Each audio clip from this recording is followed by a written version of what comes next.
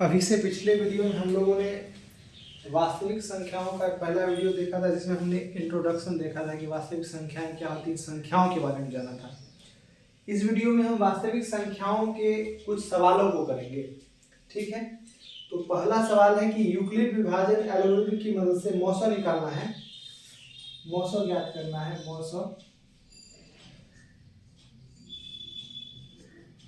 मौसा ज्ञात करें यूक्लिड विभाजन एल्गोरिथम की मदद से। और सवाल है 255 और 867। इसमें सबसे पहले हमें ये देखना होता है कि इसमें सबसे बड़ा कौन है, 255 बड़ा है कि 867 बड़ा है। हम देखते हैं कि 867 बड़ा है। 867 बड़ा है किससे? 255 से।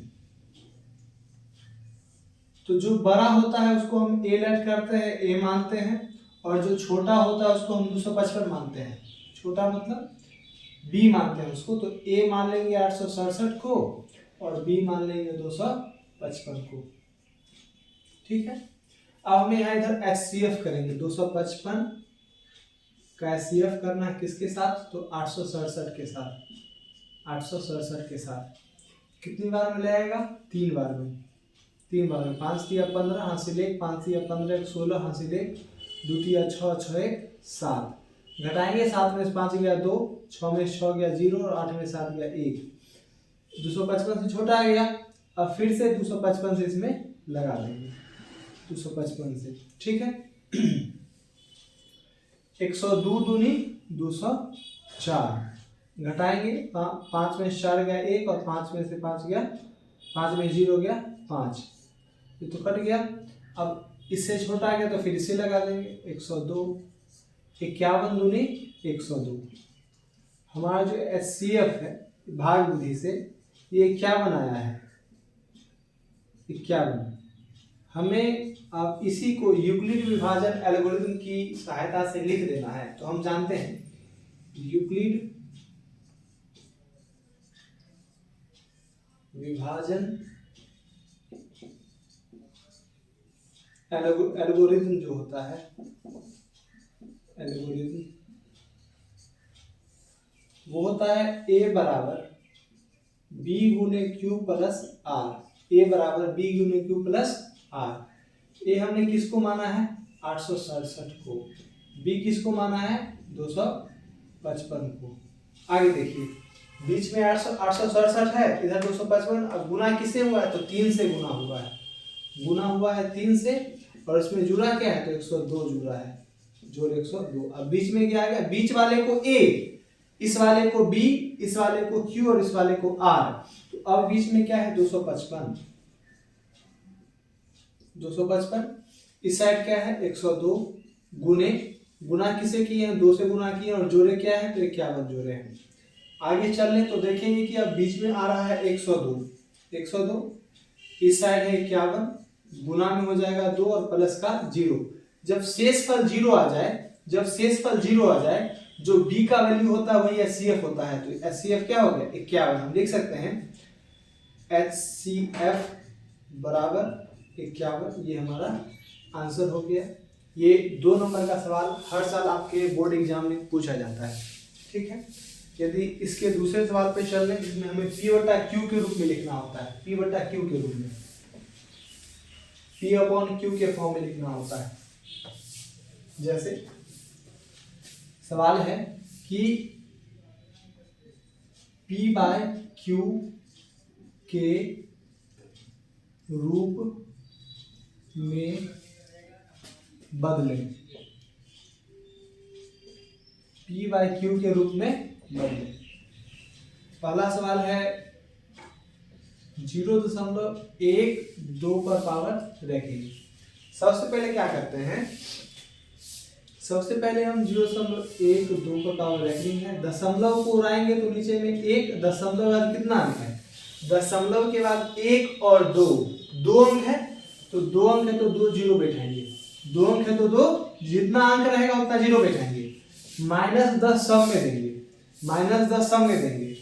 अब हमें ये देखना है कि इस दशमलव के बाद और इस रेकनिंग वाले अंक से पहले कितना अंक था, तो दशमलव के बाद और रेकनिंग वाले अंक से पहले एक अंक है, तो 10 का पावर 1 देंगे और जिस संख्या पर रेकनिंग है उसको घटा देंगे, जिस संख्या पर रेकनिंग है उसको घटा देंगे। 2 पर रेकनिंग था, 1 पर नहीं रेकनिंग था, इसलिए 1 को घटा दिए।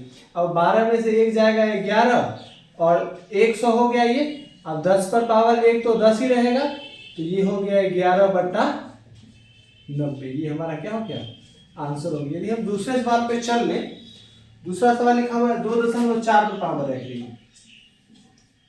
2.4 पर पावर रेकनिंग।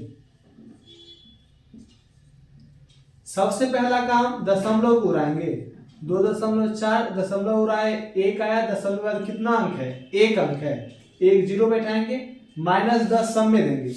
इस दशमलव के बाद और इस रेकनिंग वाले अंक से पहले कितना अंक है, तो कोई भी अंक नहीं है। मैथ में कोई नहीं को जीरो कहते हैं, मैथ में कोई नहीं को जीरो कहते हैं, मतलब पावर इसका क्या हो जाएगा, जीरो। पावर इसका क्या हो जाएगा, जीरो।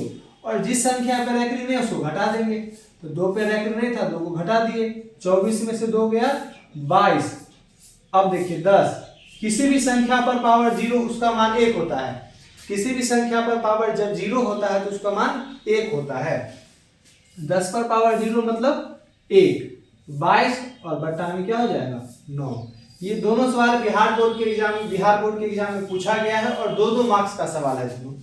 ठीक है, यदि हम एक और सवाल पे चल लें, तो सवाल लिखा हुआ है 0.16 पर पावर रेकनिंग, 0.16 पर पावर रेकनिंग। सबसे पहला काम दशमलव को उड़ाना है, सबसे पहला काम दशमलव को उड़ाएंगे, 1 देंगे, दशमलव 2 अंक है, 2 0, -10 सम में देंगे। दशमलव के बाद और इस रेकनिंग वाले अंक से पहले कितना अंक है, तो 1 अंक है, 1 अंक है, इसलिए पावर 1 और जिस संख्या पर रेकनिंग उसको घटा देंगे। 16 में से गया 15, 16 में से गया 15 और 100 में से 10 गया तो 90। ये कटने वाला है तो काट देंगे, 5 से कटेगा, 5 3 15 और 18 बचे 90, तो 3 और बट्टा में 18। ये हमारा क्या हो गया, आंसर हो गया। ये भी हमारा क्या हुआ, आंसर हो गया। आशा करता है आपको समझ में आया होगा। ठीक है, यदि हम एक फॉर्मूला होता है, जैसे 4 है और मान लीजिए 4 है 12 है, दो संख्या है, ये पहली संख्या है, ये दूसरी संख्या है, तो इन दोनों का जो एलसीएम होगा, इन दोनों का जो एलसीएम होगा, एलसीएम वो क्या होगा, 12 होगा। और इन दोनों का एचसीएफ क्या होगा, एचसीएफ, इन दोनों का एचसीएफ जो होगा 4 होगा। क्या होगा, 4। इन दोनों का एलसीएम 12 होगा और एचसीएफ 4 होगा। तो यहाँ से देखने से हमें क्या पता चल रहा है, ये पहली संख्या है, ये दूसरी संख्या है और ये एलसीएम गुना एचसीएफ है। तो पहली संख्या को जब दूसरी संख्या से गुना करते हैं और जब एलसीएम को एचसीएफ से गुना करते हैं तो दोनों मान बराबर आ जाता है, दोनों मान बराबर आ जाता है। इसलिए यहाँ से एक फॉर्मूला निकलता है कि पहली संख्या, फर्स्ट नंबर, पहली संख्या गुने दूसरी संख्या गुने दूसरी संख्या बराबर होता है एलसीएम गुने एचसीएफ के। ये एक फॉर्मूला निकल के आता है, पहली संख्या गुने दूसरी संख्या बराबर हो जाता है एलसीएम गुने एचसीएफ के। First number into second number is equal to LCM into LCM. ठीक है, इस चीज को देख लिया जाए। इस फॉर्मूले पे आधारित बहुत सारे सवाल आते हैं, जैसे दो संख्याओं का मौसो 18 है। सवाल रहेगा आपसे, दो संख्याओं का जो मौसो है, मौसो जो है वो 18 दे दिया है। ठीक है, 18 तथा गुणनफल, दोनों संख्याओं का गुणनफल, संख्याओं का गुणनफल, संख्याओं का गुणनफल, संख्याओं का जो गुणनफल है वो है 1 2 9 6 0, 1 2 9 6 0। ठीक है, 1 2 9 6 0। तो उनका लॉसो निकालना है। क्या निकालना, देखिए पहली संख्या गुने दूसरी संख्या, यही ना गुणनफल निकलेगा। गुणनफल दे दिया मतलब गुना करके जो फल मिला है वो दे दिया है। हमें यदि एचसीएफ निकालना है, क्या मौसो निकालना है, मौसो दिया हुआ है, लॉसो निकालना है। जब एलसीएम निकालना होगा तो इस HCF को बराबर किस पर लाएंगे? HCF यहाँ पर गुना में है तो बराबर किस पर आएगा? तो भाग में। मतलब यदि हमें लॉसो निकालना है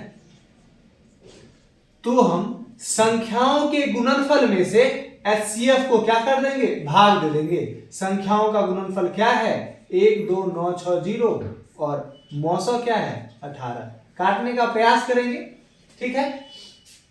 18 से ही कट जाना चाहिए। 18 5 90, 18 6 108 और 18 7 126। 18 7 126, 3 6 18 दूनी 36 और 1 0, मतलब 720। इसका जो लॉसो आया वो आ गया 720। यही हमारा क्या है? आंसर। एक और सवाल आपसे पूछा जाएगा। दो संख्याओं का मौसो 23 है, उनका लॉसो 1449 है। यदि एक संख्या 161 है तो दूसरी संख्या बताइए। फिर से एक बार, दो संख्याओं का मौसो 23 है, उनका लॉसो 1449 है। यदि एक संख्या 161 है तो दूसरी संख्या क्या होगी? ये सवाल भी पूछा हुआ है। इस सवाल पे चल लेते हैं। मौसो दिया हुआ है, लिखेंगे दिया है, गिवन है, ये चीज दिया है। क्या दिया है? संख्याओं का मौसो दे दिया है। मौसो कितना दिया है? मौसो दिया है 18, 23 दिया है मौसो, ठीक है। मौसो क्या दिया है? 23 और उनका लॉसो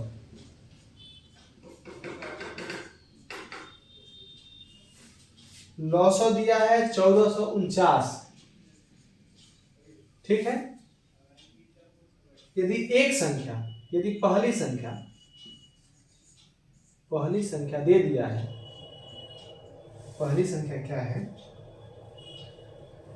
161 है, 161। एक बात बताइए, पहली संख्या दे दिया, एलसीएम भी दे दिया, एचसीएफ भी दे दिया, हमें दूसरी संख्या पूछ रहा है, तो क्या एलसीएम गुने एचसीएफ में पहली संख्या से भाग दे देंगे? ये गुना में बराबर कुछ पा जाएगा तो भाग में, तो एलसीएम गुने एचसीएफ बटा में पहली संख्या। यदि हमें दूसरी संख्या ज्ञात करनी है, तो हम सीधा बात क्या लिख सकते हैं? लॉसो गुने मौसो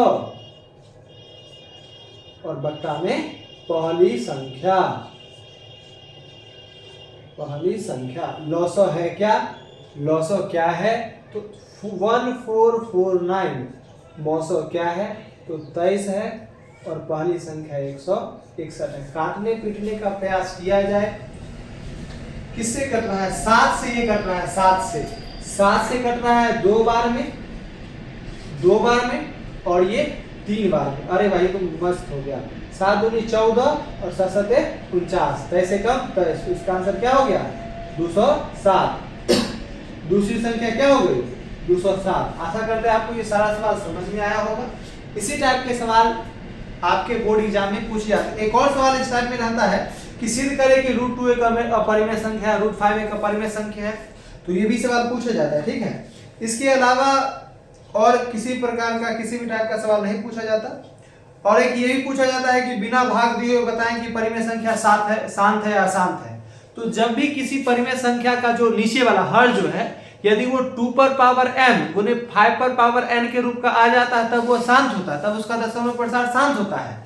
अन्यथा इसके अलावे कुछ है तब वो अशांत हो जाता है। फिर से एक बार, यदि किसी परिमेय संख्या का हर का गुणनखंड करने पर उसका रूप 2 पर पावर m गुने 5 पर पावर n के रूप का आ जाए, 2 पर पावर m गुने 5 पर पावर n के रूप का आ जाए, तब उसका दशमलव प्रसार शांत होता है। अन्यथा इसके अलावे कुछ आए या फिर ये नहीं आए तब वह अशांत होता है। एक इस टाइप का सवाल पूछा जाता है। एक सवाल दे दिया जाएगा, जैसे सवाल रहेगा 2/25 आपसे सवाल किया जाएगा, बताइए शांत है या अशांत है। तो सबसे पहला काम बिना भाग दिए हुए शांत है या अशांत है इसका पता करना होगा। तो हम 25 का पहले गुणनखंड करेंगे, 25 को 5 से लगाएंगे 5 बार में। अब तो नहीं लगेगा, मतलब 25 को हम क्या लिख सकते हैं? 5 पर पावर 2 लिख सकते हैं। 2 का 2 लिखेंगे, इस 25 को हम 5 पर पावर 2 लिख देंगे। ये 5 पर पावर n के रूप का है ना, ये 5 पर पावर n के रूप का है, और यहाँ 2 पर पावर 0 है, क्योंकि 2 पर पावर क्या है 0 है, क्योंकि किसी भी संख्या पर पावर 0 उसका मान 1 हो जाता है। तो 5 के स्क्वायर को तो 1 से गुना कर सकते हैं, और इस 1 के बदले हम क्या लिख दिए 2 पर पावर 0। तो ये देखिए 2 पर पावर m गुने 5 पर पावर n के रूप का पूर्ण किया ना, मतलब इसका दशमलव प्रसार क्या है, शांत है। क्या है, शांत है। सवाल आएगा बिना भाग दिए हुए बताइए कि इनका दशमलव प्रसार कैसा है। तो सबसे पहला काम हम हर का अभाज्य गुणनखंड करेंगे, उसमें देखेंगे कि उसका जो हर का जो रूप है वो 2 पर पावर m या फिर 5 पर पावर n के रूप का है। यदि होगा तो वह शांत होगा, यदि नहीं होगा तो अशांत होगा। ठीक है, आप इसको नोट कर लीजिए।